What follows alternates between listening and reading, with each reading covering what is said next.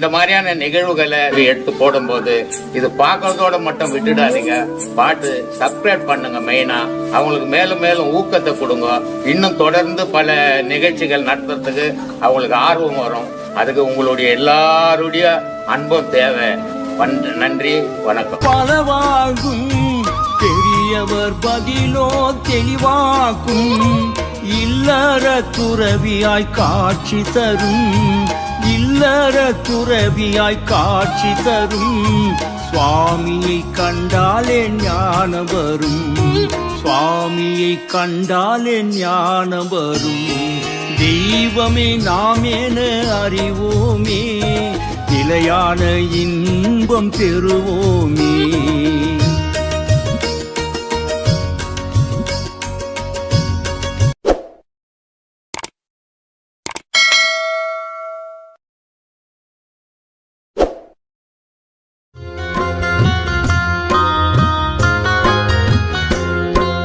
மனித நிலையை கடந்த உம்மை மகானாக கண்டோம்.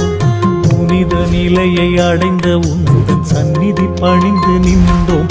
அசரீரியாக எம்முடன் பேசும் உமை தொழ வந்தோம்.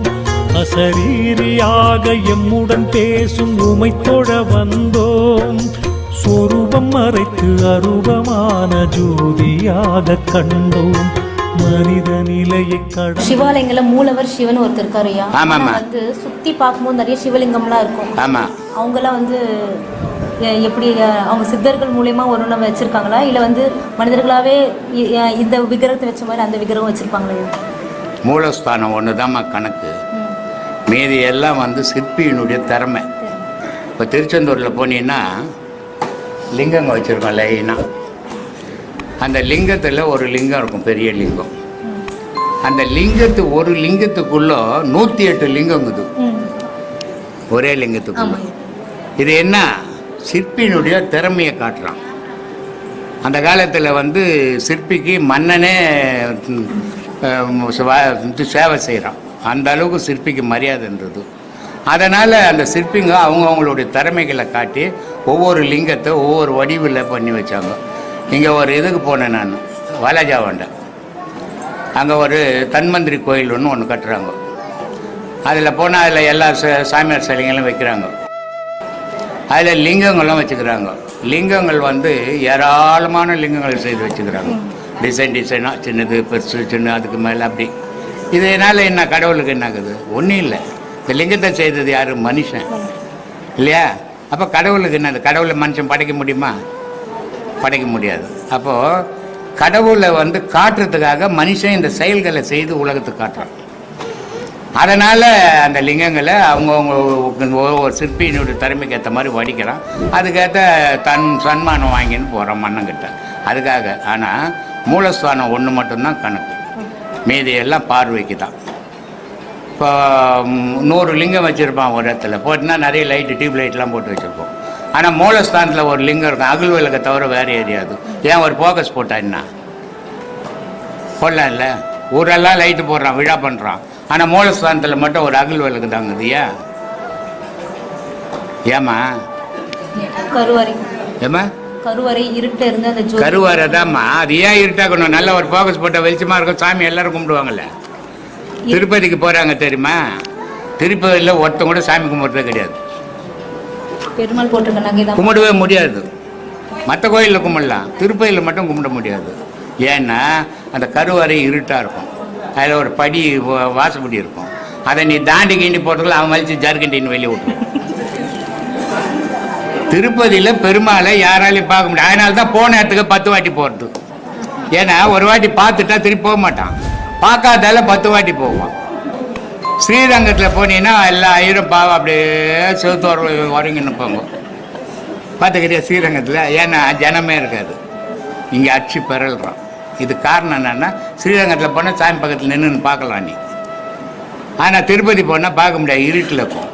பார்க்க முடியாதாலும் திரும்பி அங்கேயே ரூம் எடுத்து வச்சுன்னா அங்கேயே பார்த்துன்னு உட்காந்துங்கிறான். அப்போது என்ன அதுலேருந்து நம்ம தெரிஞ்சிக்க வேண்டியது, கடவுள்ன்றது வெளிச்சம் போட்டு காட்டுற பொருள் இல்லை. கடவுள் என்றது மறைமுகமாக இருள் என்று தோன்றியது. அது அந்த கடவுள் இருளில் தோன்றிய கடவுளை நீ பார்க்கணுன்னா நீ ஒளியாக மாறணும். அதுக்கு நான் கற்பனை கொளுத்து காட்டுறது. கற்பனை கொளுத்ததால கடவுள் நான் சாப்பிட போகிறார் கற்பத்தை. ஏமா அந்த வெளிச்சத்துல வெளிச்சத்தில் அந்த இறைவனை நீ பார்க்க முடியும். அப்போ நீ கற்பமாக மாறணும் அப்படின்றதுக்காக தான் கற்பனை கொளுத்தி காட்டுறது. சாமிக்கு கற்பனை கொளுத்தனா சாமி கற்பனை கொளுத்த சாப்பிட பச்சு அறுப்பது அது கற்பத்தை துண்டுட்ட. ஏமா அப்படி பண்ணுங்க, என்ன பட்டினியாக போட்டுக்கிறீங்க, அந்த மாதிரி பண்ணுறீங்க சாமி கூட. அதனால இறைவனை இருளில் தான் இந்த உருவாகுது இறைவன். அந்த இருட்டை பார்க்கணுன்னா நீ வெளிச்சமாக மாறி போகணும். அப்போ தான் அந்த இறைவனை பார்க்க முடியும். அதனால தான் ஊரெல்லாம் ஃபோக்கஸ் போட்டால் கூட அந்த கருவறை மட்டும் இருளாகவே வச்சுக்கிட்டு. இப்படி பெரிய கோவில்லாம் பார்த்தீங்கன்னாக்கா பசுவும் கன்றும் அதுக்கு ரொம்ப மகத்துவம் கொடுத்து அதை நடமாடும் தெய்வமாகவே அந்த பசுக்கும் கன்றுக்கும் வழிபடுறாங்க. அந்த பசுவும் கன்றோட மகிமை என்னன்னு சொல்லுங்க. சாந்தமானதும் அது, அதே நேரத்தில் சதுர்வேதமானது. அது பசுவனுடைய உடலில் கோமாதான்னு பேர். அதுக்கு அந்த பசுவனுடைய உடலில் எல்லா தெய்வங்களும் அதுக்கு அடக்கும் பால் தரத்தால். அதே நேரத்தில் எந்த பசுவும் போய் நரவில் சாப்பிடாது. மற்ற எருமா இருந்தால் கூட நரவில் சாப்பிடும், பசு சாப்பிடாது. அப்போது பசுன்றது ஒரு புனிதமான பொருள். அதே நேரத்தில் லட்சுமி கடாட்சமானது. அதனுடைய முகத்துக்கும் எருமாட்டு முகத்துக்கும் பாரு, மூஞ்சி பாரு கொடுமையாக இருக்கும். எருமாட்டு மூஞ்சி பார்த்தினா எண்ணெய் மாதிரி இருக்கும், பசுமாட்டு மூஞ்சி பார்த்தா உள்ள மாதிரி இருக்கும். ஆமாம்மா. அப்போது வீட்டுக்குள்ளே எது வந்தால் சந்தோஷம் இருக்கும், கலகலனுக்கு வந்தால் தானே சந்தோஷம் இருக்கும். என்ன மாதிரி போனால் எவனை சேப்பனை கட்டியை தான் அடிப்பான். அது மாதிரி பசுவும் கன்றும் அந்த வீட்டுக்குள்ளே போய் அது சாணி போட்டுருந்தா அந்த வீடு செல்வ செழிச்சா வாழும் அப்படின்றதுக்காக சாங்கியத்தை வச்சு அதெல்லாம் செய்கிறாங்க. அதே நேரத்தில் அது போகும்போது சும்மா போகக்கூடாது, அதுக்கு 4 வாழைப்பழத்தை கொடுக்கணும், அதுக்கு ஒரு துணியை போடணும் அப்படின்ட்டு இந்த சாங்கியம் கிரகப்பிரவேசத்துக்கு அதெல்லாம் வச்சு செய்யறதுமா. ஏமா நல்லதுன்னு செய்யறது நல்லது. ஏதோ ஒரு ஜீவனு காக்காக்கு ஏன் சோறு வச்சா என்ன பிரயோஜனம்? காக்காவுக்கு சோறு வைக்கிறதுல கிருத்திக்க ஏன் வைக்கணும்? அதனால் கேட்டுது நம்மள. ஆனால் சோறு சும்மா இருக்கிறக்காக நம்மள கூப்பிட்டு போகிறாங்க. அது எங்கேயான பண்ணுறது 4 வீட்டில் துணி போட்டு அது வர முடியாது உட்காந்துக்கிட்டு அதை போய் கா கா கான்னு கத்தி கலக்கிறோம்.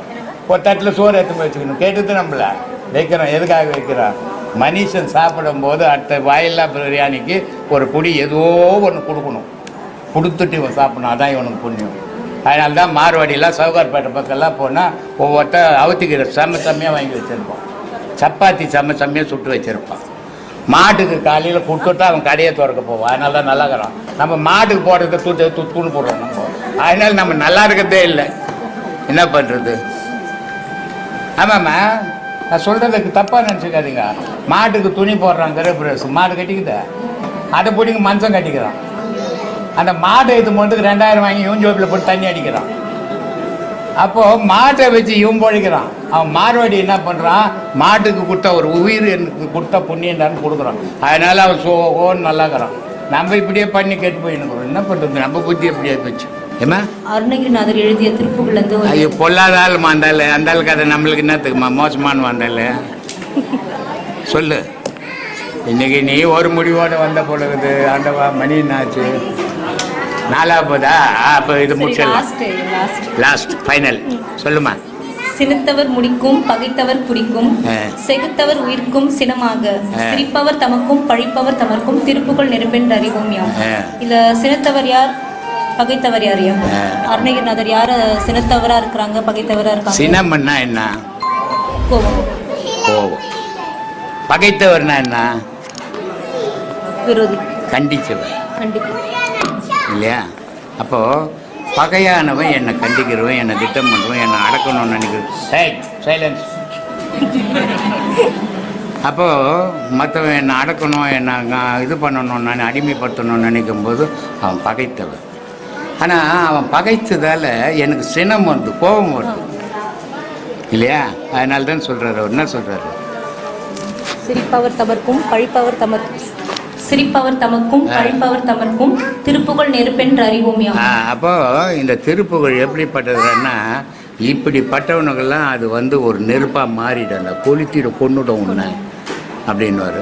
இதில் சொல்லுவார், முத்தை தரு பத்தி திருநகை அத்திக்கிற சத்தி சரவண முத்துக்கொரு வித்துக்குருபரவன ஓது அப்படின்ற பாடலில் கடைசியில் சொல்லுவார். தொக்கு தொகு தொக்கு தொகு சித்திரப்பவ திரிகட கொத்து பசை தொக்கு தொகு தொக்கு தொகு தொக்கு தொகு சித்திரப்பவரிக்க திரிகடக கொத்துப்பறை கொத்து கலமிசை முதுகுகை கொட்டு கலமிசை கொக்கு கொகு குக்கு பிரியன முதுகுகை கொட்புற்ற நட்பற்ற உணர்வை வெட்டி பலியிட்டு குலகரி குத்துப்படி ஒத்து பொருளவ பெருமாள் என்றார். இப்போ என்ன சொல்கிறாரு இல்லை, உண்மையான பக்தி இல்லாதவன பலிபீட்டில் வச்சு வெட்டிடுறான்றார் இல்லையா? அதானே சொல்கிறாரு. அப்போது தெய்வத்து மேலே உண்மையான பக்தி இருக்கணும். அப்படி பக்தி இருக்கிறவன் அவன் தெய்வத்துக்கு சமமானவனும். அப்படி பக்தி இல்லாதவன் பூமியில் வாழவே தகுதியற்றவனும். ஏன்னா இந்த ஆள் அந்த மாதிரி தகுதியற்றவனா இருந்தான் ஆரம்பத்தில் அருணகிரிநாத். அதனால் அதை சொல்கிறாரு. இப்படி நான் வாழ்ந்து சாவத்துக்கு போனேன்டா தகுதி இல்லாதவனிட்டு என்னை கடவுள் காப்பாற்றிட்டான்டா. அப்படிப்பட்ட கடவுளை நினைக்கலன்னா உனக்கு அது நெருப்பாக மாறிட்டேன்டா, அது கொளுத்திட்டேன்டா ஒன்று அப்படின்றான். அப்போது நான் ஒருத்தனை அழிக்கணும்னா என்ன ஒருத்தன் அழிப்பான்? அழிப்பான அழிக்க மாட்டேன்னா கடவுள் வந்து என்ன அழிக்க மாட்டான். ஆனால் நான் ஒரு மனுஷன் ஆயிடுச்சேன்னா இன்னொரு மனுஷன் என்ன அழிப்பான். இதானே இயற்கை. அப்போது இந்த அழிப்பு எங்கேருந்து உருவாகுதுன்னா கடவுள்கிட்டேருந்தே உருவாகி போதுறான்றான். அப்போ நீ நன்மையை செய்தீன்னா இன்னொருத்தருக்கு நன்மையை உனக்கு செய்வான். நீ தீமையை செய்யினா இன்னொருத்தன் திருப்பி தீமையை செய்ய போகிறான். அது எப்படிப்பட்டதுன்னா திருப்புகள் நெருப்புடான் இல்லையா? அது மாதிரியான எவ்வளோ விஷயங்கள் தானே. ரொம்ப சந்தோஷம். போகிறோம். இந்த தீர்த்தம், குங்குமம், மஞ்சள், திருநீர் இதெல்லாம் எதுக்கு கொடுக்குறாங்க ஐயா? மனசாந்திக்குமா.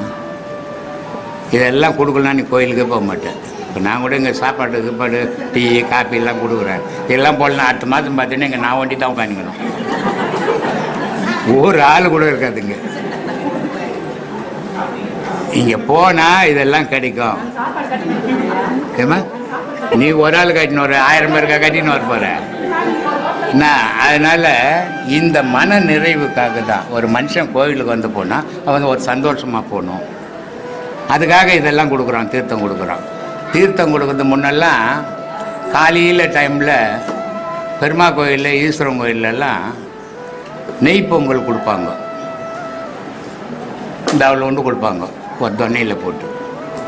அதை சாப்பிட்டு நான் அவனுக்கு வயிறு ரொம்ப போகுது ரொம்ப அது. ஆனால் அதை கொடுத்தாங்க. அதுக்கு ஏதாவது காரணங்கதான்னா காரணம் இருக்குது. அவன் ஒன்றும் சும்மா கொடுக்கல. இது நமக்கு இது வரைக்கும் தெரிஞ்சிக்காது யாரும், எந்த இந்துக்களும் இது எதுக்காக கொடுத்தானே அவனை கூட்டான் சாப்பிட்டேன்.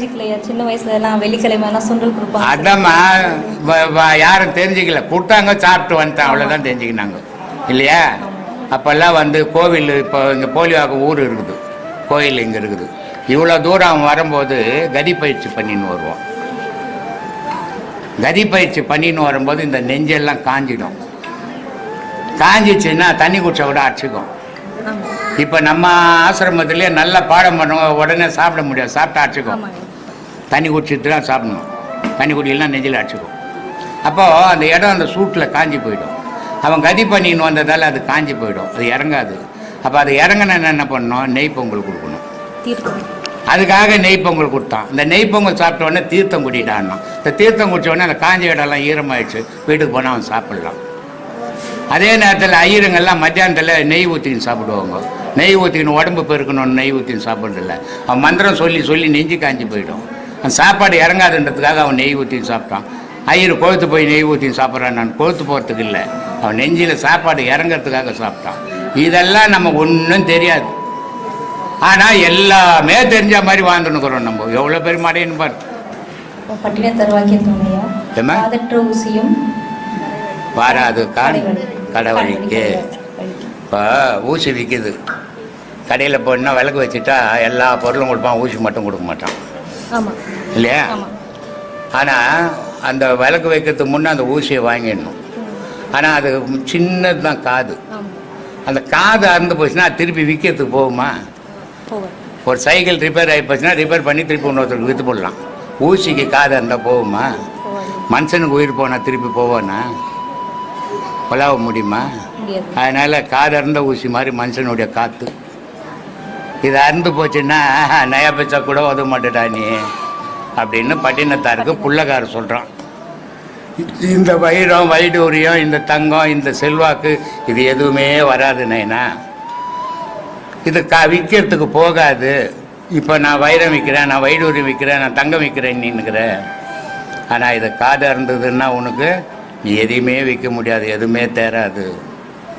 அதனால் இந்த காதாரத்துக்குள்ளே நீ கடவுளை தேடிக்கோ அப்படின்ட்டு ஓலையை கொடுத்துட்டு அந்த பையன் போயிடுச்சு. அதனால் அவர் மகானானார். இன்றைக்கி சுடுகாட்டில் பாடுறது, வெட்டியானங்க பாடுறது எல்லாருமே பட்டினத்தாரனுடைய பாடல் தான். அதே நேரத்தில் இங்கே உள்நாட்டில் அவ்வளோ ஆராய்ச்சி பண்ணுற அளவுக்கு அறிவாளிங்க இல்லை போல இருக்குதுங்க. ஆனால் வெள்ளைக்காரன் ஆராய்ச்சி பண்ணுறான். அவன் எடுக்கிறான் ஒரு படம், ஒரு மடம் மாது ஒருவனுமாகி ஒழுகிய விந்துன்னு ஒரு பாட்டுக்கு தெரியுமா?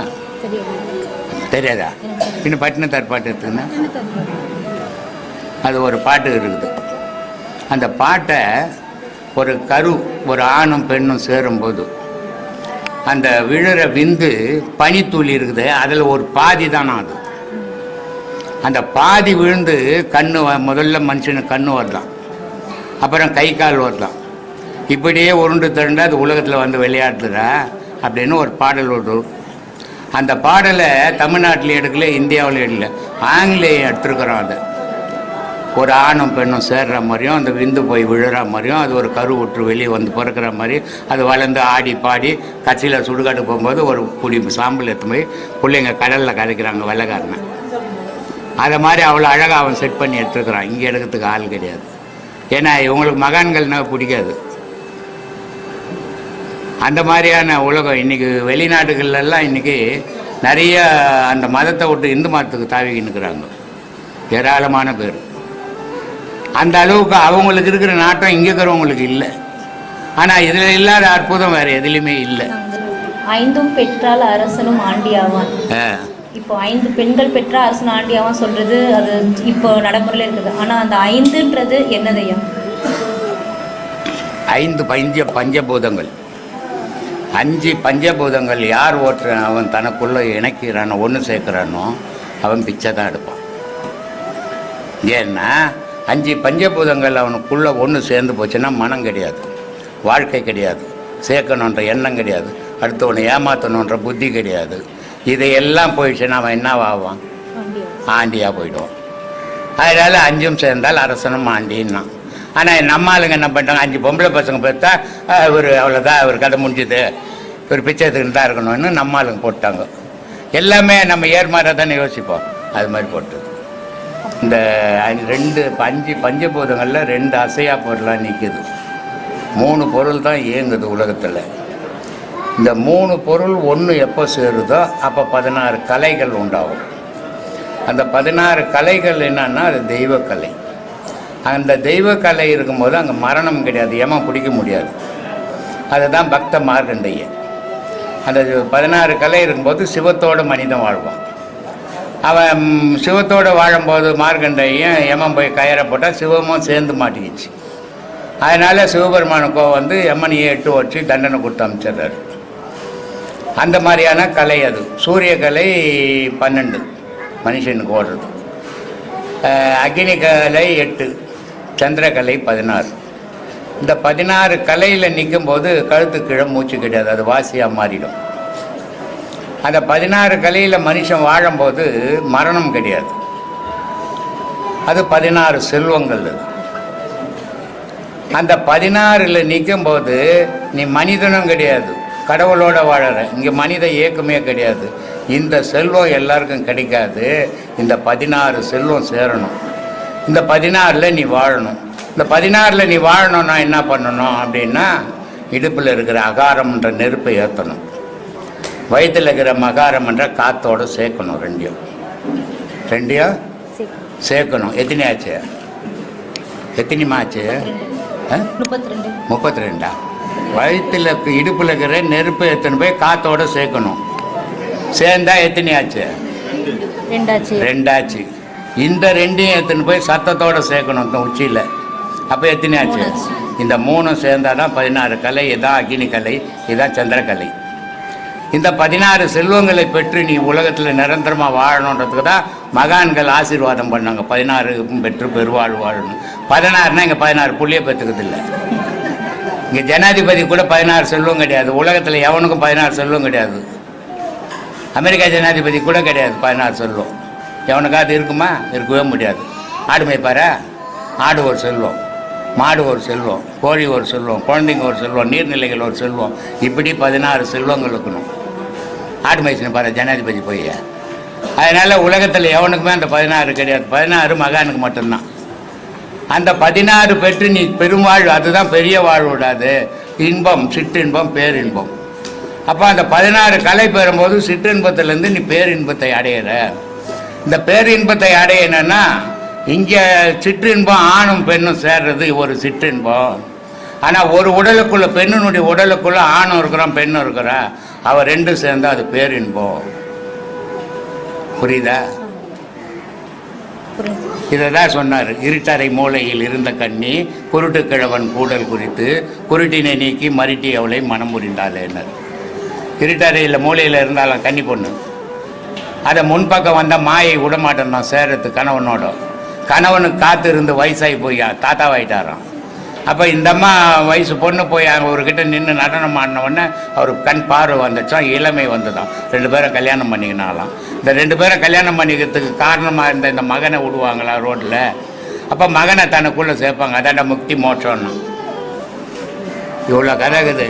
திருமணம்னா திருமணம் இல்லை, அதான் திருமணம். 3 மனம் சேர்றது திருமணம்.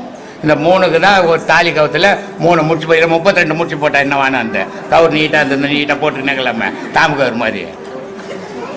ஏம்மா அது ஏம்மா 3 முடிச்சு போடணும்? இந்த 3 முடிச்சு ஒரு கடவுளுக்கு, அம்பாளுக்கு ஒரு முடிச்சு, மகாவிஷ்ணுக்கு ஒரு முடிச்சு, சிவனுக்கு ஒரு முடிச்சு. இது 3 சேர்ந்தால் திருமணம். திருமணம் சேர்ந்தால் பெரும் வாழ்வு. இதை தான் வள்ளலார் சொன்னார். மருந்தோ மருந்து நல் மருந்து நம்முள்ளே இருக்கு மருந்து, கைலை மருந்து இறப்பு பிறப்பு தவிர்க்கும் பெருமருந்துன்னாரு. அந்த 16 கலை இறப்பும் கிடையாது பிறப்பும் கிடையாது. அதை அடையணும். அதுக்கு அந்த திருமணம் தேவை. நீ திருமணம்னா எங்கள் அப்பா வீட்டுக்கார சேர்த்துக்கினார், சித்தப்பா வீட்டுக்கார சேர்த்துக்கினார், மாமா வீட்டுக்கார சேர்த்துக்கினார். இன்னைக்கு மேக்ஸிமம் முயற்சி பண்ணுறாங்க. எல்லாரும் முயற்சி பண்ணுறாங்க.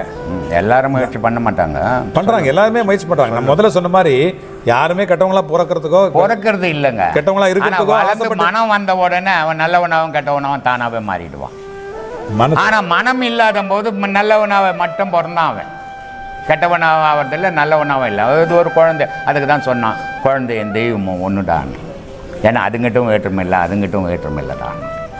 ஆனால் அது 10 வயசு ஆன உடனே எங்கள் சொத்து கத்தி ஏற்றுக்குன்னு போகிறாங்க.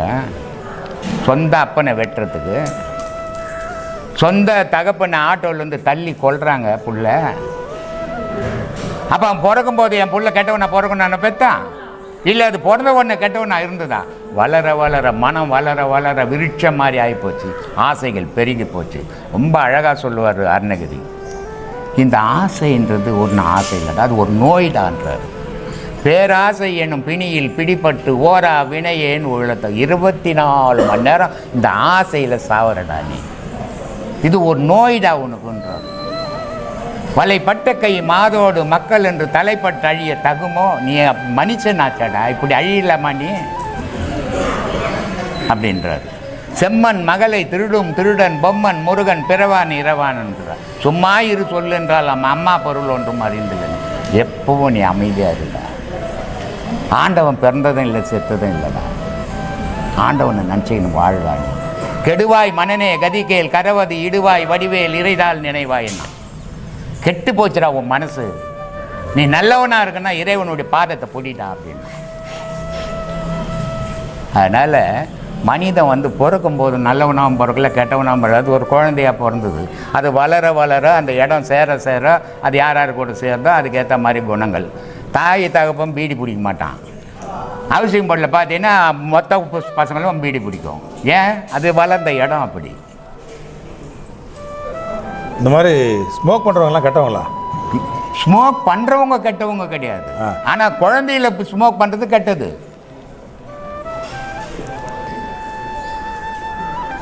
ஒவ்வொரு ஆத்மாவும் பிறந்ததுலேருந்து கடை தேர தான் முயற்சி பண்ணுது.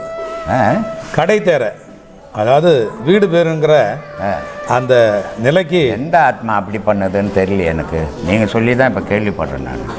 இல்ல அதனுடைய கோல் அதுதானே. இது வந்து பரீட்சை தானே. இல்ல இந்த உலகத்துல நம்ம பிறந்திருக்கிறது கடைசி பரீட்சை.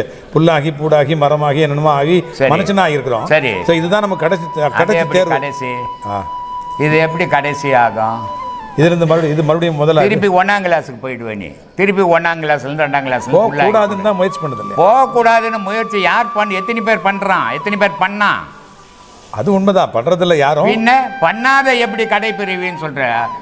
பத்ரிகர் சொல்றாரு, பிறவியில் கடை பிறவி நாய் பிறவின்றாரு. நாய் தான் கடைசி பிறவியா? கடைசி பிறவின்னு பத்ரிகர் சொல்றாரு. நாய் பட்டினத்தாரும் சொல்றாரு, நாயா பிறந்து அதுக்கப்புறம் நேரம் அதான் கடைசி பிறவின்றாரு. கடைசி பிறவி நாய் பிறவி. அதோட முடிச்சுக்கின்னு அது மனிதனோட உறவாடுது.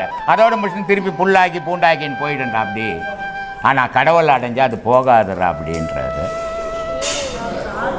கடவுள் அடைஞ்சா மனுஷனா நாயா போகாதா?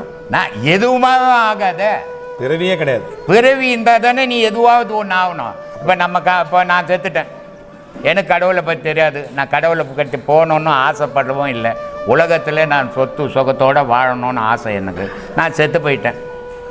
நான் செத்த உடனே என் உடல் போச்சு. அப்போ என்னுடைய ஆன்மா ஏதாவது ஒரு உடல் இல்லாத அதுக்கு ஏகம் கிடையாது.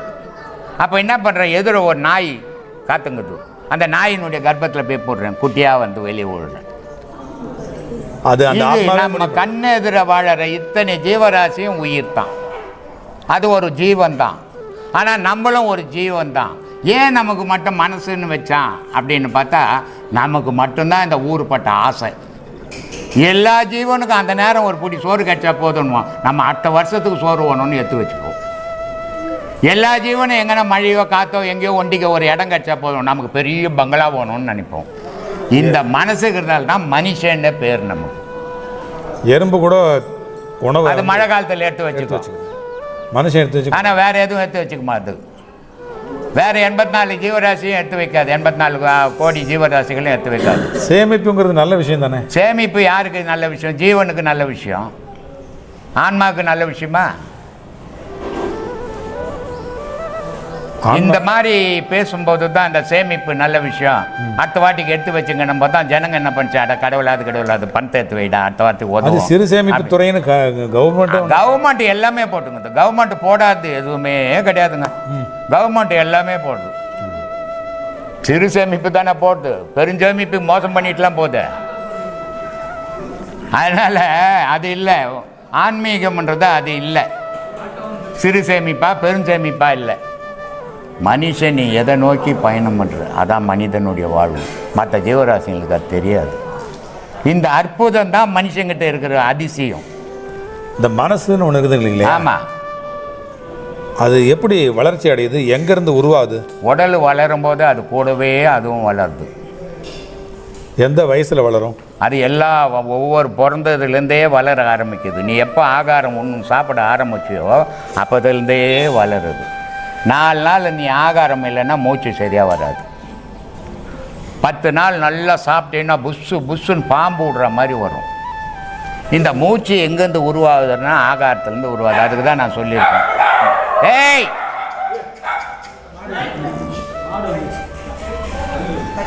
இந்த கிராமத்துல எல்லாம் ஒரு தொட்டி கட்டுவாங்க, சாணி கொட்டுவாங்க, தண்ணி ஊற்றி குழப்பி விட்டு ஸ்லாப் போட்டு மூடிடுவாங்க. கேஸ் ஃபார்ம் ஆகும். அது அடுப்பு கொளுத்துறதுக்கு கோபார் கேஸ் சொல்லுவாங்க. அந்த மாதிரி இந்த வயிற்றில் தீனியை போட்டு ஆகாரத்தை போட்டு தண்ணி ஊற்றணுன்னு கேஸ் வருது. அதான் பிராணன். கேஸ் தான் பிராணனா? ஆமாம், அதான் பிராணன். இப்போ பிராணன் வேற, உயிர் வேறையா? ஆமாம், உயிர் தான். அந்த கேஸ்லேருந்து வர்றது தான் காற்று. அந்த காற்று தான் உயிர். காற்று தான் உயிர். ஆமாம், பிராணனும் உயிர். ஆமாம், பிராணனும் உயிர். ஆனால் இதில் என்னன்னாக்கா, இதில் உனக்குள்ளே பார்த்தீங்கன்னா மேலே வர்றது பிராணன், உலகத்துக்குள்ளே பார்த்தீங்கன்னா உனக்கு மேலே வர்றது அபானன், கடவுள் பிராணனாக இருக்கிறோம். 2 பேருக்கு லிங்க் இல்லைன்னா செத்து போயிடுவோம். இப்போ என் உயிர் எனக்குள்ளே இருக்குது. என்னை ஒரு கண்ணாடி ரூமில் போட்டு மூடிட்டாக்கா நான் செத்து போயிடுவேன். அப்போது இறைவனுடைய கேஸ் பிராணனும் தேவை, என்னுடைய அபானனும் தேவை. ரெண்டும் சேரும் போது தான் நான் உலகத்தில் வாழணும். ஆனா இன்னைக்கு இத்தனை வருஷம் கழிச்சு நிறைய பேர் அனாதையா இருக்கிற ஆத்மாக்களுக்கு, மனசுங்களுக்கு, சரிங்களா, இப்போ நீங்க ஒரு வழிகாட்டியா இருக்கீங்க. அப்ப இல்ல நீங்க ஏங்குறீங்க.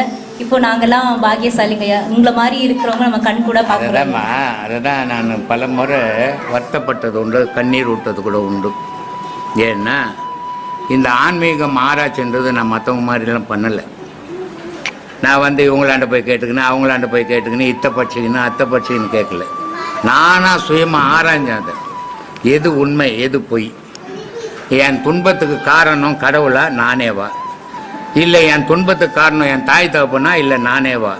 இப்படி ஆராய்ஞ்சி ஆராய்ஞ்சி ஆராய்ஞ்சி ஆராய்ஞ்சி அந்த உண்மைகளை எடுத்ததால் தான் இன்றைக்கி இந்த உலக மக்களுக்கு என்னால் முடிஞ்ச அளவுக்கு அந்த உண்மையை சொல்லின்னுக்கிறேன். ஆனால் நான் ஆரம்ப காலத்தில் இந்த கடவுள் நிலையை எட்டின உடனே எனக்கு என்ன தோணுச்சுன்னா, இனி இந்த உலகத்துக்கிட்ட பேசக்கூடாது, நம்ம கடவுளோட இணையணும் அப்படின்ற எண்ணம் தான் எனக்கு தோணுச்சு. ஆனால் அது என்ன தவறோ என்ன பாவமோ என்ன புண்ணியமோ கடவுள் என்னை எடுத்து வச்சு இங்கே தள்ளி விட்டுட்டான். இப்போ இவ்வளோ பேர், இத்தனை 1000 பேர், இத்தனை லட்சம் பேர்கிட்ட கத்தின்னுக்கிறேன். ஆமாம்மா, காலையில் உட்காந்து 7-8 மணிக்கு இது வரைக்கும் பேசின்னுக்கிறேன். அரசியல்வாதி கூட 1 மணி நேரம் 1/2 மணி நேரம் தான் பேசுகிறான், பேட்டி எடுத்தால் 1/2 மணி நேரம் தான் பேட்டி கொடுக்குறான். நான் 5 மணி நேரம் 6 மணி நேரம் கத்திங்கிறேன் சோறு தண்ணியில் தான். அப்போ இது நான் பண்ண பாவம் தானே. அந்த மாதிரியான சூழ்நிலைகளால் அவங்க வந்து சரியான பாதையில் போக முடியாது. இந்த பாதை வந்து மன தைரியத்தையும் மன வலிமையும் கொடுக்குது. ஆமாம்மா, இந்த மாதிரியான விஷயம் நீ வேற எதுலேயுமே அறிய முடியாது. எந்த துக்கமும் உன்னை பாதிக்காது, எந்த பயமும் உன்னை பயமுறுத்தாது, எந்த வாழ்க்கையை பற்றி நீ கலங்க மாட்ட. அந்த எண்ணத்தை உருவாக்குறது இந்த பாடம்.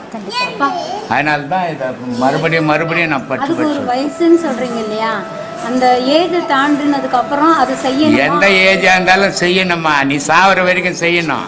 இதுக்கு என்ன அளவு கொள்ளாது. நீங்க சொன்னீங்கல்ல ஒரு தடவை 16 வயசுல தொடங்கிடணும்னு முற்றிடணும்னு சொல்லலையா, சாவர வரைக்கும் செய்யணும். அதை உன் உயிரை நீ உணராத நீ வாழ்ந்தான்னா போனா சொல்லு. அதனால் அதுக்கு வயசே கிடையாது, எப்போ வேணாலும். ஆனால் இப்போ ஒன்றும் இல்லை, இப்போ நான் போகிறேன் ரோட்டுக்கு, இதோ அந்த தம்பி வரான் ரோட்டுக்கு, 2 பேரும் ஓடலான்னா அவன் ஓடுவானா நான் ஓடுவேனா? ஏன் அவன் நானும் மனுஷன் அவனும் மனுஷன் தானே. வயசு கம்மி, இளமை இருக்குது. அந்த மாதிரி இளமையில் இது வந்தால் விந்து சுரப்பு இருக்குது, உச்சத்தை எட்டும். இந்த மாதிரி தள்ளாடி போய் கையாடி காலாடி வரும்போது பார்த்தா ஒரு சட்டி போட்டு சொரன்னா கூட கிடைக்காது, அது மாதிரி ஆகிடும். அதனால தான் சொல்லுவேன், கடவுள்ன்றது ஒரு புனிதமான பொருள்.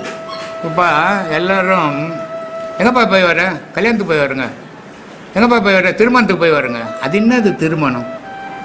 எனக்கு புரியலம்மா, கொஞ்சம் நீ படித்த பொண்ணு கொஞ்சம் விளக்கமாக சொன்னீங்கன்னா கேட்டுப்பேன், நான் உலகத்துக்கு சொல்லுவேன். இந்த திருமணம்னு பத்திரிக்கையும் போடுறாங்க. திருமணம்ன்றது என்னது?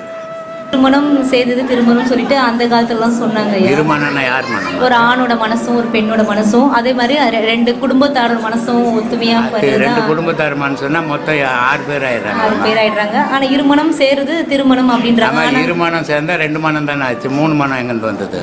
நான் 3 மனம் சொல்லவே சொல்லலைங்களா. திருமணம் என்ன எத்தனை, திரு என்ன எத்தனை, அப்புறம் எங்கிருந்து வந்தது? நான் நினைச்ச ஆன்சர் இது என்ன தெரியுமா, இப்பெல்லாம் வந்து எங்க பார்த்தா லவ் மேரேஜ் தான் நிறைய பேர். அதனால வந்து திருமணத்துக்கு போறாரு ஐயரு, அவருக்கே திருமணம்னா தெரியாது. அதனால நிறைய லவ் மேரேஜ் ஆகிறதுனால வந்து சொல்றதுக்கு தெரியல. அரேஞ்ச் மேரேஜ் நடக்குது. எந்த மேரேஜ் ஈத்துனாவது ஓடி போட்டோம், இல்ல அரேஞ்ச் மேரேஜ் ஆகுது கிட்ட எதனா இருந்துட்டு போகுது. ஆனா கல்யாணம் தானே அது பேரு, அதுக்கு தானே திருமணம்னு வச்சுக்குது. அது திருமணம் என்ன?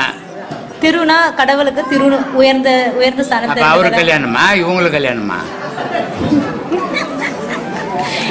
கூட நம்ம இது கும்பாபிஷேகம் முடிஞ்ச உடனே கடவுளை கல்யாணம் பண்ண போறோம்.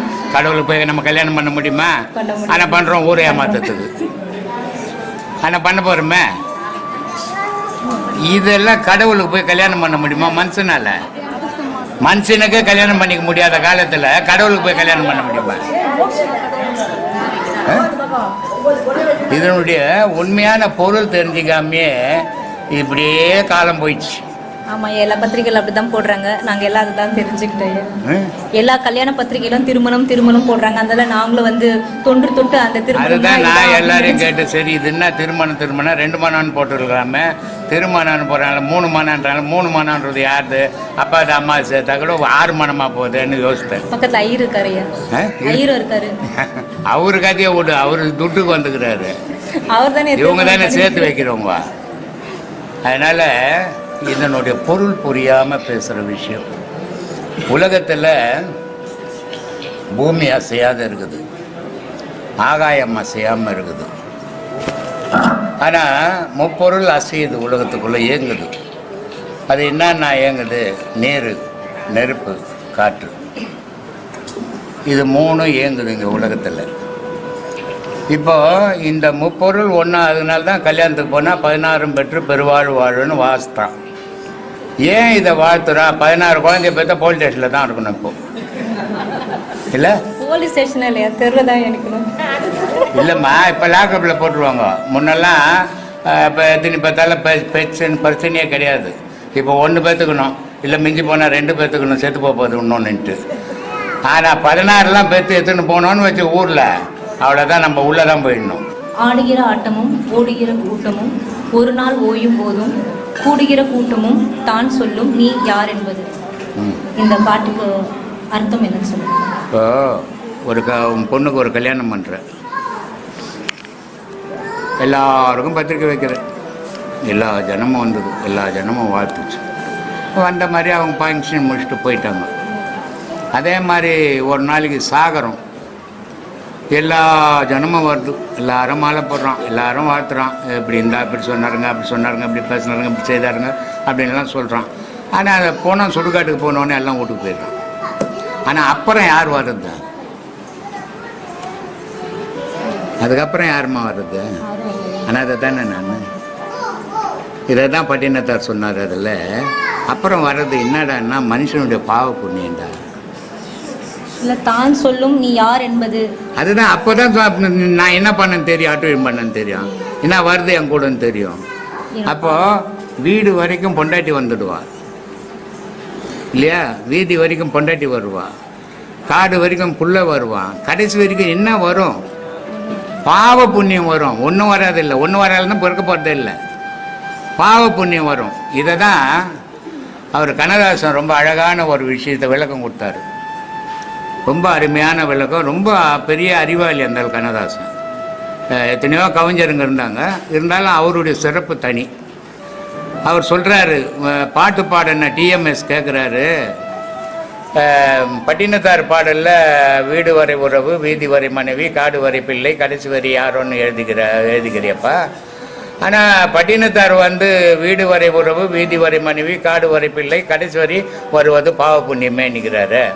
நீ ஏன் பாவ புண்ணியன்னு எழுதாத, யாரோன்னு எழுதுன அப்படின்னு டிஎம்எஸ் கேட்குறாரு. யாரே? கண்ணதாசனை.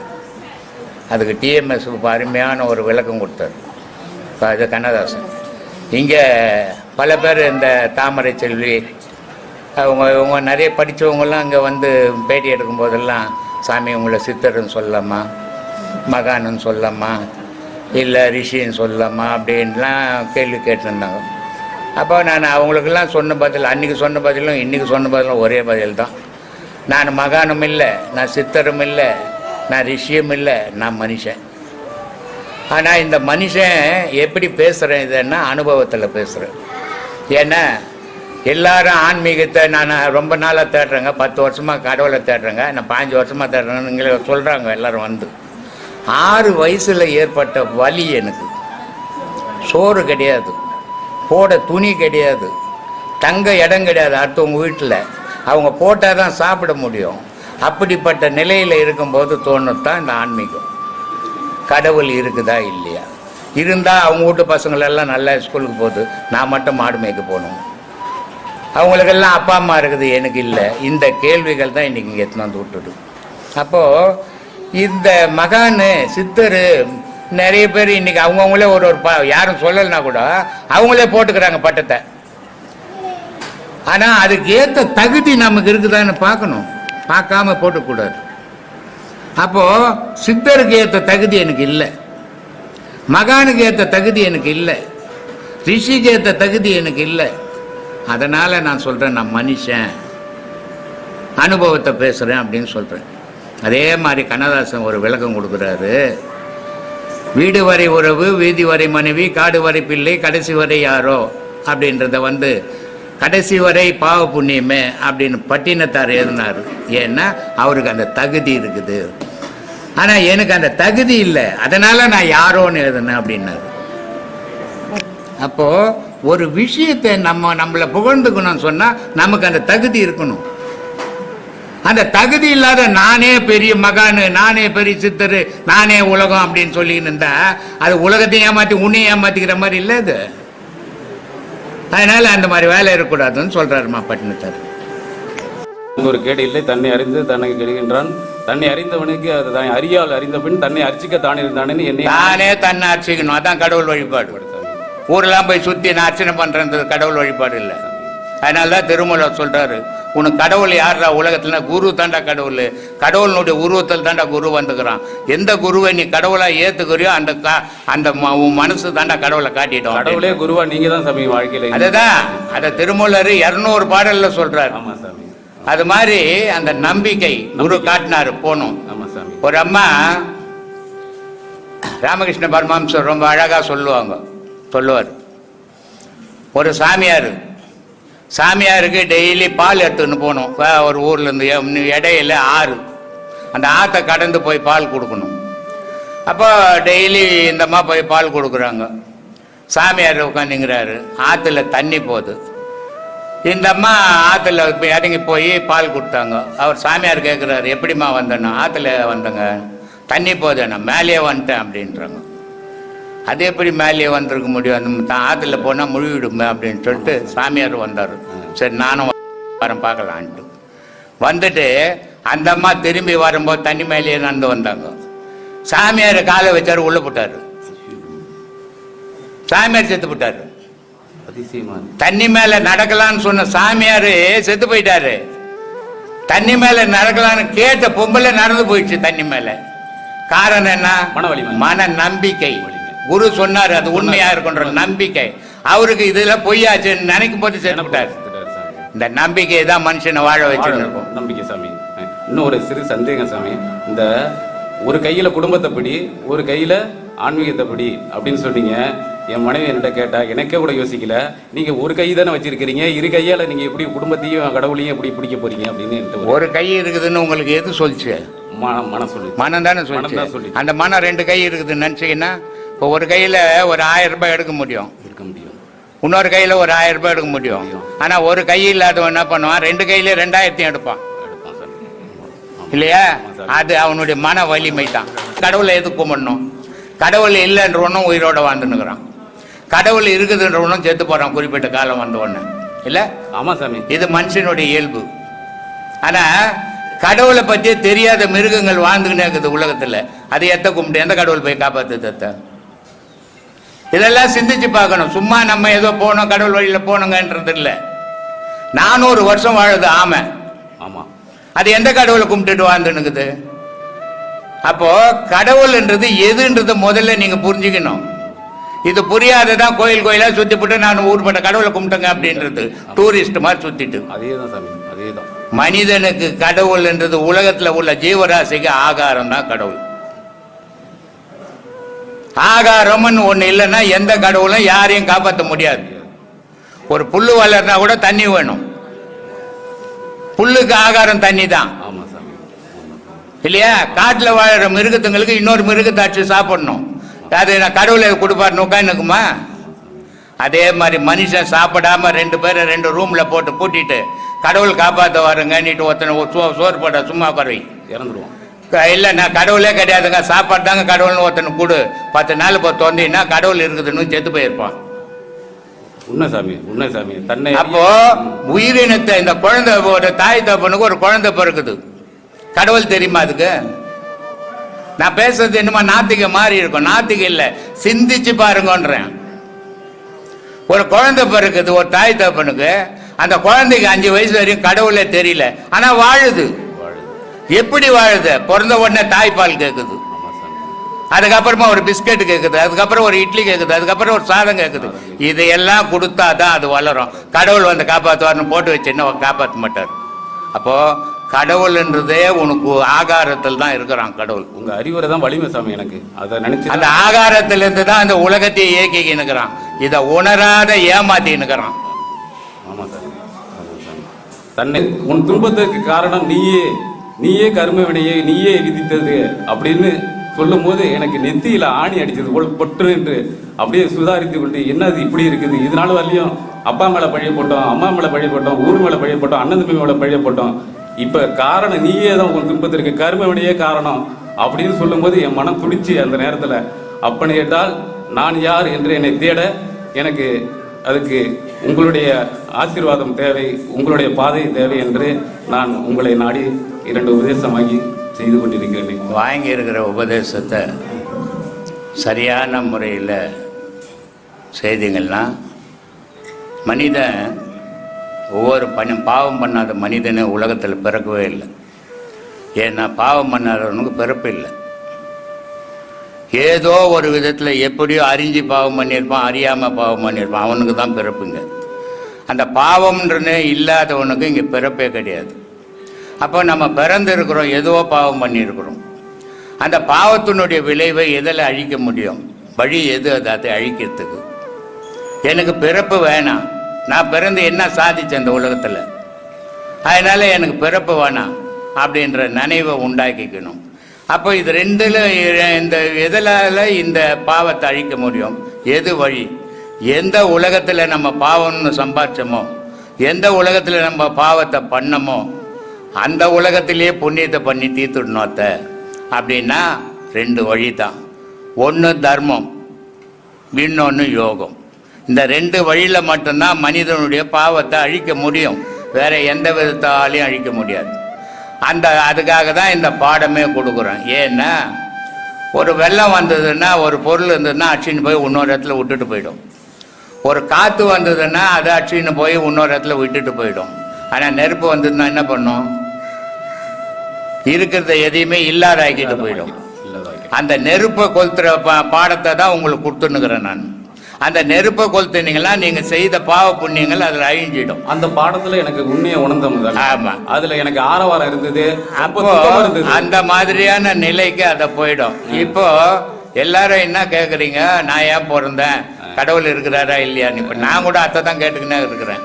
எனக்கு விடையே பதில கிடைக்கல. ஒன்றும் கடவுள் இருக்கிறாரா இல்லையா தெரியல. நான் ஏன் இப்படி உட்காந்து நல்லா இருக்கணும், நாய் கத்துற மாதிரி கத்தின்னுக்கணும் அப்படின்னு நினச்சின்னுக்கிறேன். அதனால இதெல்லாம் அறியாமையில வர கேள்விகள். அப்போ இந்த கடவுளை கும்பிட்டேன், எப்போ கடவுளை கும்பிட்டீங்க? ஒரு நிமிஷம் சிந்திச்சு பாருங்க.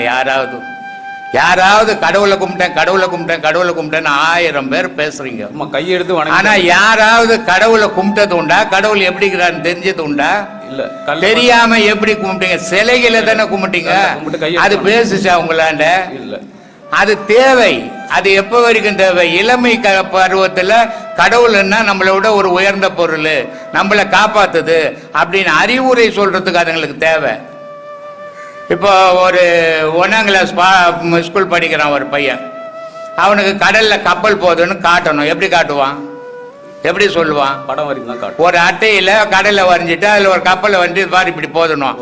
MBBS படிக்கிறவங்ககிட்ட பார்த்தா போதுன்னா காது மல்லி அடிக்க மாட்டான்? காது மல்லி அடிப்பான். அந்த மாதிரி இளமையில பக்திக்கு அவசியம்.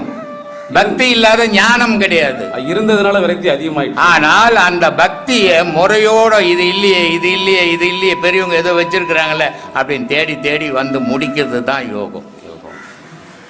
எல்லாரும் சொல்லுவாங்க, உன் மனசை நீ அடைக்க முடியாதா அப்படின்னு சொல்லுவாங்க. அடைக்கவே முடியாது. இது எல்லாம் சும்மா தெரியாத பேசினுக்கிற விஷயம். நீ என்னத்துக்கு ஒரு சாமியார்கிட்ட போன, நீ என்னத்துக்கு கோயிலுக்கு போன, உன் மனசை நீ அடைக்க தெரியாதா? இன்னொருத்தர் என்னத்துக்கு தெரியாது. இப்போ உங்கள் அப்பா உட்காந்துங்கிறாரு, உனக்கு சிகரெட் பிடிக்கிற பழக்கங்குது. உங்கள் அப்பா ஒரு வயசான ஒரு உட்காந்துங்கிறாரு, அவர் சிகரெட் பிடிச்சின்னு உட்காந்துப்பியா? மரியாதை இல்லை. அப்போது உன்னை விட உயர்ந்தவங்க இருக்கிறாங்கன்னும் போது உனக்கு ஒரு தனி மரியாதை கிடைக்கிறது. அப்போ உன்னை விட உயர்ந்தவங்க சொல்கிறாங்கன்னும் போது இதில் உண்மை போய் தேர்ந்தெடுத்து மனசு எடுத்துக்குது. ஆனால் நீ தனித்து இருக்கும்போது அந்த விளக்கம் கிடைக்கல உனக்கு. அதனால இந்த மாதிரி இடத்துங்களுக்கு போகும்போது அந்த மாதிரி விளக்கங்கள் கிடைக்கும் போது உங்களுக்கு வாழ்க்கையில் தெளிவு கிடைக்கும். அந்த தெளிவு தான் உங்க பயணத்துக்கு முடிவா இருக்கும். அதை விட்டு சும்மா கண்டதை போட்டு குழப்பக்கூடாது. அதுக்கப்புறம் நான் கை எழுந்தாலும் மன வலிமையில ரொம்ப வலிமையா இருந்ததுனால எல்லா பாதையிலையும் ஜெயிச்சு வந்தேன். ஆனா இப்பதான் உணர்ந்தேன், இந்த பாதை தான் நமக்கு உண்மையான பாதை. அதனால கடவுள் வழிபாட்டுல உண்மை மட்டும்தான் இருக்கணும். பொய், பொருட்டு, ஏமாத்தல், கோல்மால் இதெல்லாம் இருக்கக்கூடாது. ஏன்னா ஒவ்வொரு மனிதனும் பாவத்தை பண்ணான்னு சொன்னேன் இல்ல. ஆனா அந்த பாவத்தை அழிக்கிற இடம் எங்க எடுத்து அழிக்கிறது? கடவுளாண்ட தான் அழிக்கணும். ஆனா கடவுளாண்டே போய் பாவம் பண்ணா அதை எங்க எடுத்து அழிக்கிறது? அழிக்கவே முடியாது. அந்த பாவத்தை பெரும் ஜென்மத்துக்கு வருமே அது. அது உணராத காசுக்கும் பணத்துக்கும் பாவத்தை பண்ணி தெரிஞ்சா சரியா? இதெல்லாம் சிந்திச்சு பார்க்கணும். தெய்வ வழிபாடுன்றது ஏமாத்தத்துக்குன்னு கூட சத்தியத்துக்குன்னு இருக்கணும். அதுதான் தெய்வ வழிபாடு. ஏமாத்தத்துக்கோ காசு பணத்துக்கோ தெய்வ வழிபாடு இருந்ததுன்னா அவன் ஃப்ராடுன்னு அர்த்தம் உலகத்துல. அப்ப தவறான பாதையில போயிட்ட சாமி. அவன் மட்டும் போறதில்லை, அவன் சமூகமே போயிடும். அவன் ஒண்டியோட போகாது, அது அவன் சமூகமே போவோம். உன்னால முடிஞ்சா ஒருத்தனை மாத்திடு, திருத்து. முடியலையா விட்டுட்டு போய்கினே இரு. ஆனா நான் திருத்துறேன்ற ஊரையே கெட்டுனுக்காத. அது தவறான வழியா போயிடும். அது உன் வம்சத்துக்கே சேர்ந்துடும் அந்த பாவம். சிவம் மனமே குரு என்றுணர்த்திய குருவே போற்றி. சத்தும் சித்தும் எதுவென்று உணர்த்திய குருவே போற்றி. எனக்குள் இறைவனை உணர வைத்த குருவே போற்றி. நித்திய ஆனந்தமான நித்யானந்த குருவே போற்றி. குரு பிரம்மஸ்ரீ நித்யானந்தரே போற்றி போற்றி.